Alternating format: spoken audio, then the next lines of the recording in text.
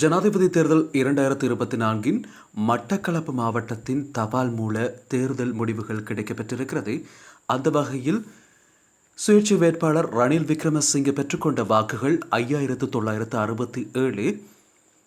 ஐக்கிய மக்கள் சக்தியின் ஜனாதிபதி வேட்பாளர் சஜித் பிரேமதாச பெற்றுக்கொண்ட வாக்குகள் 3205. தேசிய மக்கள் சக்தியின் ஜனாதிபதி வேட்பாளர் அனுரகுமார திசாநாயக்க பெற்றுக்கொண்ட வாக்குகள் 2479.